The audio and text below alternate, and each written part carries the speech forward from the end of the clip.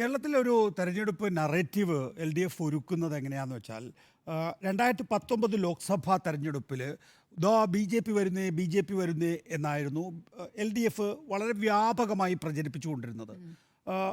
അങ്ങനെ BJP വരുന്നേ എന്ന് പ്രചരിപ്പിച്ചപ്പോൾ സ്വാഭാവികമായും BJP എതിർക്കാനുള്ള ഏറ്റവും പ്രധാനപ്പെട്ട ശക്തി എന്നുള്ള നിലയിൽ കോൺഗ്രസിന് വോട്ട് ചെയ്തു.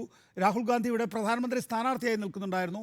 ഒരു പരിധിവരെ രാഹുൽ ഗാന്ധി പ്രധാനമന്ത്രിയാകും എന്ന് കേരള സംസ്ഥാനത്തെ മഹാഭൂരിപക്ഷം ജനങ്ങളും വിശ്വസിച്ചു. അതിൻ്റെ അടിസ്ഥാനത്തിൽ രാഹുൽ ഗാന്ധി കേരളത്തിൽ നിന്ന് പോയി പ്രധാനമന്ത്രിയാകട്ടെ എന്ന് കരുതി ജനങ്ങൾ UDFന് വോട്ട് ചെയ്തു. ഈ ലോക്സഭാ തെരഞ്ഞെടുപ്പിൽ CPMൻ്റെ ആഖ്യാനം എന്ന് പറയുന്നത് BJPയെ പ്രതിരോധിക്കാൻ കോൺഗ്രസിനല്ല സാധിക്കുക, പാർലമെൻറ്റിൽ അതിന് ഇടതുപക്ഷ ബ്ലോക്ക് ശക്തമാകണം എന്നുള്ളതാണ്. അപ്പോൾ ആ നിലയിൽ BJPക്കെതിരായ ഒരു സുപ്രധാന ഘടകം എന്നുള്ള നിലയിൽ ഞങ്ങൾക്കാണ് സാധിക്കുക എന്നും അതുകൊണ്ട് ന്യൂനപക്ഷ വോട്ടുകൾ പരമാവധി സമാഹരിക്കുന്നതിനു വേണ്ടിയാണ് CPMഉം ഇടതുപക്ഷ ജനാധിപത്യ മുന്നണിയും ഈ ലോക്സഭാ തെരഞ്ഞെടുപ്പിൽ ശ്രമിക്കുന്നത് എന്നുള്ളത് നമ്മൾ പ്രധാനമായും കാണേണ്ടതാണ്.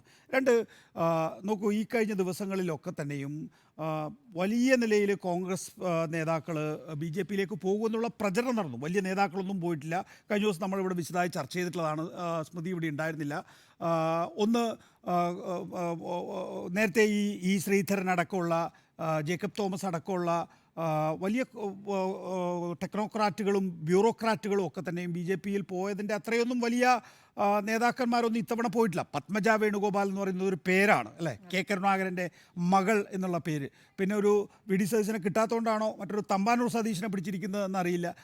ഒരേ പേരുകാരായതുകൊണ്ടാണോ എന്നറിയില്ല. ഒരു തമ്പാനൂർ സതീഷ് പോയി. അങ്ങനെ വളരെ കുറച്ച് സ്റ്റേച്ചറുള്ള ആളുകൾ മാത്രമാണ് ഇത്തവണ പോയിരിക്കുന്നത്. പക്ഷേ അതല്ല BJP ഇവിടെ പ്രചരിപ്പിച്ചത്. BJP ഇവിടെ വലിയ നിലയിൽ ഞങ്ങളുടെ കൂടെ ഇനിയും കൂടുതൽ ആളുകൾ വരുന്നു, 4 ലോക്സഭാ മണ്ഡലങ്ങൾ ഒഴിച്ചിട്ടുകൊണ്ടാണ് BJP ഈ പറയുന്ന പ്രചരണം നടത്തിയത്. അപ്പോൾ ഈ മണ്ഡലങ്ങളിലൊക്കെ തന്നെയും ആ മണ്ഡലങ്ങളിൽ മത്സരിക്കാൻ കഴിയുന്ന ഔന്നത്യമുള്ള ആളുകൾ BJPയിലേക്ക് പോകുമെന്നുള്ള ആ ഘട്ടത്തിലാണ് P ജയരാജൻ്റെ ഒരു സ്റ്റേറ്റ്മെൻറ്റ് ഉണ്ടായിട്ടുള്ളത്. മത്സരം ഈ നിലയിലായി പോകുക. കാരണം കോൺഗ്രസിൻ്റെ പ്രമുഖ നേതാക്കൾ BJPയിലേക്ക് പോയാലുണ്ടാകാവുന്ന പ്രത്യാഘാതം അതായേക്കാം എന്നുള്ള അനുമാനത്തിലായിരിക്കണം ഒരുപക്ഷെ P ജയരാജൻ അങ്ങനെ പറയുന്നത്. ഇന്നലെ മുഖ്യമന്ത്രിയും അത് ക്ലാരിഫൈ ചെയ്തു. ഇന്ന് CPMൻ്റെ സംസ്ഥാന സെക്രട്ടറി അത് ക്ലാരിഫൈ ചെയ്തിട്ടുണ്ട്.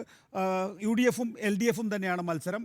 അതിനകത്ത് യാതൊരു തർക്കവും ആർക്കും ഉണ്ടാകേണ്ടതില്ല. അങ്ങനെ ഒരു ആഖ്യാനം P ജയരാജൻ നടത്താൻ പാടില്ല എന്നാണ് എൻ്റെ അഭിപ്രായം.